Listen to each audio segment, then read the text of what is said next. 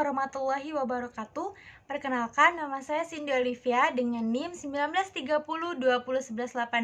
Saya dari kelas PGMI 05. Baiklah, pada video kali ini saya akan mempresentasikan hasil proposal saya yang berjudul Peran Rumah Pintar dalam Meningkatkan Motivasi Belajar Anak Melalui Bimbingan Belajar. Oke, poin yang pertama yaitu ada latar belakang masalah. Nah, dalam pencapaian prestasi belajar yang dilakukan oleh anak di sekolah, sangat erat hubungannya atau dengan kata lain dipengaruhi oleh peran orang tuanya di dalam keluarga. Anak yang belajar di rumah dengan adanya orang tua, seperti tersedianya fasilitas belajar, adanya pengawasan dan jadwal untuk belajar, akan membantu anak lebih berpeluang dalam mencapai prestasi yang baik. Artinya, anak akan termotivasi bila mana ada dukungan yang positif dari orang tuanya. Kemudian, meningkatkan motivasi belajar anak itu merupakan faktor terpenting bagi keberhasilan dalam pencapaian suatu tujuan pendidikan. Karena dengan adanya motivasi akan menumbuhkan semangat belajar, rasa senang terhadap apa yang dipelajarinya. Waktu belajar yang kurang baik bagi anak ini akan dipengaruhi oleh aktivitas bermain yang cenderung lebih menyenangkan. Selain itu, anak-anak kurang termotivasi jika disuruh belajar. Nah, poin yang kedua yaitu ada rumusan masalah. Yang pertama yaitu apa saja kegiatan yang berada di rumah pintar di Desa Rambah. Yang kedua yaitu bagaimana kegiatan bimbingan belajar anak di rumah pintar di Desa Rambah. Yang ketiga yaitu bagaimana peran rumah pintar dalam meningkatkan motivasi belajar anak melalui bimbingan belajar. Nah, selanjutnya yaitu ada poin manfaat penelitian. Yang pertama yaitu diharapkan dapat memberikan sumbangsi disiplin ilmu, khususnya jurusan pendidikan luar sekolah. Yang kedua yaitu dapat digunakan bagi peneliti sebagai pertimbangan untuk mengadakan penelitian lebih lanjut mengenai peran rumah pintar. Yang ketiga yaitu hasil penelitian ini diharapkan dapat dijadikan sebagai acuan untuk mengetahui peran rumah pintar dalam peningkatan pendidikan non-formal di masyarakat.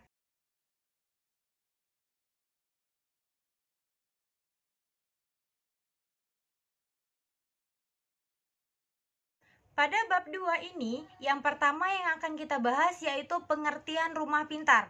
Nah, rumah pintar itu merupakan gagasan dari Ibu Negara Republik Indonesia hadir sebagai salah satu upaya untuk mencerdaskan kehidupan bangsa, sesuai dengan keputusan Menteri Pendidikan dan Kebudayaan RI nomor 81 tahun 2013, yang mana rumah pintar dimasukkan dalam kategori satuan pendidikan non-formal sejenis. Sejalan dengan upaya pemerintahan dalam mencerdaskan bangsa serta mengentaskan kemiskinan. Hadirnya rumah pintar dimaksudkan untuk mewujudkan masyarakat berpengetahuan guna terciptanya masyarakat yang sejahtera dan beradab. Nah, poin yang selanjutnya yaitu rumah pintar sebagai satuan pendidikan non-formal. Rumah pintar itu merupakan salah satu dari satuan pendidikan non-formal yang digolongkan pada satuan pendidikan non-formal sejenis. Rumah pintar ini melayani masyarakat yang membutuhkan layanan kebutuhan baik di bidang pertanian, perikanan, dan sebagainya yang lingkupnya non-formal. Nah, fungsinya yaitu sama dengan lembaga non-formal, yaitu memberikan layanan kepada masyarakat. Oke, poin yang selanjutnya yaitu bentuk layanan rumah pintar. Nah, bentuk layanan rumah pintar ini terdiri dari sentra-sentra. Setiap rumah pintar memiliki 5 sentra wajib dan sentra-sentra tambahan. Sentra-sentra wajib di rumah pintar dalam Juknis Rumah Pintar 2014 tersebut adalah sebagai berikut. Yang pertama yaitu ada sentra buku, yang mana berfungsi untuk yang pertama meningkatkan minat baca, yang kedua menambah cakrawala pengetahuan, yang ketiga yaitu dengan membaca anak dan masyarakat umum bisa mengetahui berbagai hal dari berbagai bidang yang diminati. Nah, yang kedua yaitu sentra permainan, yaitu berfungsi yang pertama bermain dan bereksplorasi dengan alat permainan edukatif. Sentra ini berisi berbagai alat permainan yang menarik bagi anak seperti balok, puzzle, Lego, boneka, mobil-mobilan, rumah-rumahan, dan lain-lain sebagainya. Yang kedua yaitu melatih kemampuan sensorik motorik. Di sentra permainan ini, anak dapat melakukan berbagai permainan yang dapat mengembangkan kemampuan sensorik motoriknya. Yang ketiga yaitu belajar berbagi, menghargai, dan sifat positif lain. Melalui kegiatan bersama dengan teman-temannya di sentra permainan, anak belajar untuk saling berbagi, menghargai, bekerja sama, dan mengembangkan sikap positif lainnya. Nah, poin yang ketiga yaitu sentra panggung atau audiovisual, yaitu berfungsi untuk yang pertama itu mengembangkan kemampuan bahasa. Nah, sentra ini mengembangkan kemampuan bahasa lisan anak di mana setelah anak-anak diberi kesempatan menonton tentang ilmu pengetahuan, anak akan melihat, mendengar, terlibat aktif dan menceritakan kembali cerita yang dicontoh dan didengarnya tersebut. Yang kedua yaitu memahami berbagai karakter dan nilai moral. Anak akan belajar memahami berbagai peran dan karakter dan nilai-nilai moral melalui cerita yang ditonton atau didengar dari cerita tutornya tersebut. Nah, poin yang keempat yaitu sentra komputer, yakni berfungsi untuk yang pertama pengenalan teknologi. Nah, di sini perkenalan tentang nama-nama alat atau bagian dari komputer, fungsi alat tersebut dan cara menggunakannya. Yang kedua yaitu pengembangan kemampuan visual dan motorik. Anak dapat mengembangkan kemampuan visualnya, koordinasi mata dengan tangan, serta melatih otot-otot halusnya. Nah, poin selanjutnya yaitu bimbingan belajar. Bimbingan belajar itu adalah proses pemberian bantuan kepada individu secara psikologis agar dapat menyelesaikan masalah yang dihadapinya dalam belajar dan menyesuaikan diri dengan menanamkan nilai-nilai moral sehingga setelah melalui proses perubahan belajar, mereka dapat mencapai hasil belajar yang optimal sesuai dengan kemampuan, bakat, minat yang dimilikinya.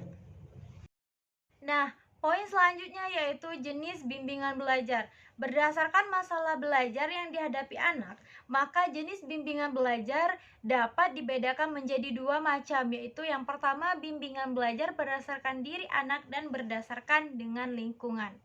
Jenis bimbingan yang pertama yaitu bimbingan belajar berdasarkan dengan diri anak atau anak. Yang pertama yaitu ada bimbingan untuk anak yang cepat belajar. Menurut Sugiharto, DKK 2007 menjelaskan bahwa program pengayaan dalam pengajaran merupakan bagian yang diperuntukkan bagi anak yang mempunyai kemampuan yang tinggi, yang berarti mereka adalah anak yang tergolong cepat dalam menyelesaikan tugas belajarnya sehingga anak tersebut mempunyai banyak waktu yang kosong. Yang kedua yaitu bimbingan belajar untuk anak yang lamban. Nah, menurut Sugiharto 2007 menjelaskan remedial yaitu bentuk pengajaran yang bersifat kreatif atau penyembuhan dan atau korektif. Yang ketiga yaitu peningkatan motivasi. Ada banyak yang dapat meningkatkan motivasi anak dalam melakukan sesuatu, termasuk dalam hal belajar. Tanpa adanya motivasi, maka prestasi belajar yang dicapai anak itu tidak akan maksimal karena motivasi belajar menumbuhkan kemampuan dan memberikan semangat anak untuk meningkatkan prestasi belajarnya. Yang selanjutnya yaitu peningkatan keterampilan belajar. Nah, peningkatan keterampilan belajar pada anak dilakukan dengan mengajarkan kepada anak supaya melakukan beberapa hal, antara lain membuat catatan pada waktu guru mengajar, membuat ringkasan dari bahan yang dibaca, dan mengerjakan latihan soal. Selanjutnya, jenis bimbingan belajar yang berkenaan dengan lingkungan. Yang pertama adalah cara bergaul. Nah, menurut Tidjan 1993, pergaulan sosial pada umumnya menyangkut bimbingan dalam bidang sikap antara lain sikap toleran, demokratis, kerjasama, tolong-menolong, dan sebagainya. Yang kedua yaitu tanggung jawab sosial.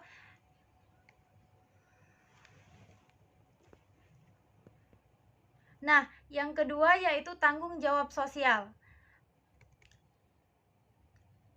Dari beberapa pendapat para ahli, diambil kesimpulan bahwa bimbingan belajar yang berkenaan dengan diri sendiri dan bimbingan lingkungan yang berkenaan dengan lingkungan. Bimbingan dilakukan secara intensif dan terpadu itu dimulai dari sejak usia wajib belajar 9 tahun. Nah, selanjutnya yaitu ada jenis motivasi belajar. Menurut Woodward dan Marquis 2009, ada yang pertama yaitu motif atau kebutuhan organis, yaitu meliputi kebutuhan anak untuk minum, makan, bernafas, berbuat, dan kebutuhan untuk beristirahat. Yang kedua yaitu motif-motif darurat, yang termasuk dalam motif ini antara lain dorongan untuk menyelamatkan diri. Yang ketiga yaitu motif-motif objektif, menyangkut kebutuhan untuk melakukan eksplorasi, melakukan manipulasi untuk menaruh minat. Poin yang selanjutnya yaitu fungsi motivasi belajar. Menurut Nanang Hanafiah dan Cucu Suharna, antara lain yang pertama yaitu motivasi merupakan alat pendorong terjadinya perilaku belajar peserta didik. Yang kedua yaitu motivasi merupakan alat untuk mempengaruhi prestasi belajar peserta didik. Yang ketiga yaitu motivasi merupakan alat untuk memberikan direksi terhadap pencapaian tujuan pembelajaran. Yang keempat yaitu motivasi merupakan alat untuk membangun sistem pembelajaran lebih bermakna. Selanjutnya yaitu faktor yang mempengaruhi motivasi belajar. Yang pertama yaitu motivasi intrinsik menurut Sudirman adalah sebagai berikut. Yang pertama, motivasi intrinsik. Ini adalah motif-motif yang menjadi aktif atau berfungsi untuk tidak perlu rangsangan dari luar, karena dalam diri individu sudah ada dorongan untuk melakukan sesuatu. Yang kedua yaitu motivasi eksintrik. Ini adalah motivasi yang datangnya disebabkan faktor-faktor di luar dari peserta didik, seperti adanya pemberian nasihat dari bimbingan, hadiah atau reward, kompetisi. Nah, selanjutnya yaitu yang kedua, motivasi ekstrinsik.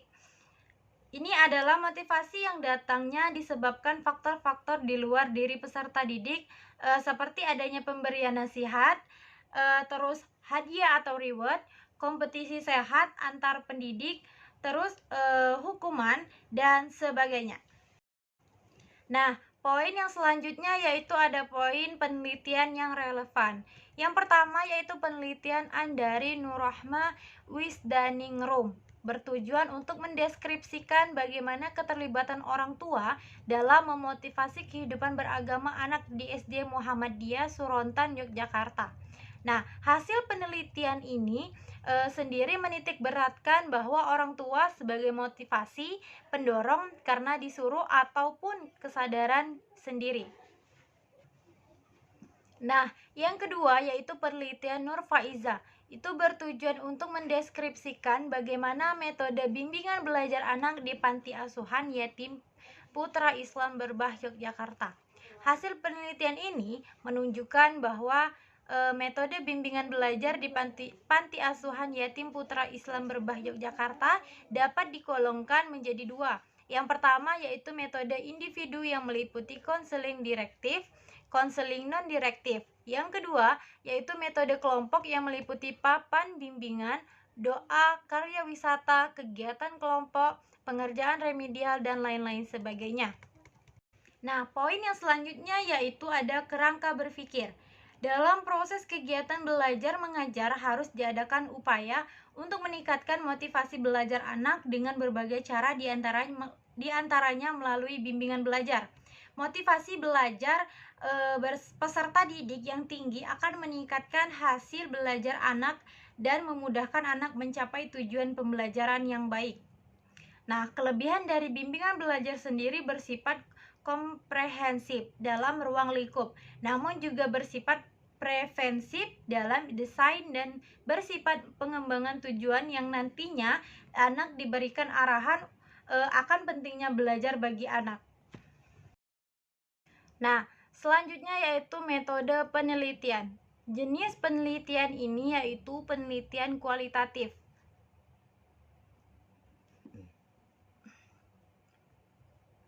Hal ini sesuai dengan penelitian kualitatif yang juga diartikan sebagai prosedur penelitian yang menghasilkan data-data deskriptif berupa kata-kata tertulis atau lisan dari orang-orang perilaku yang diamati.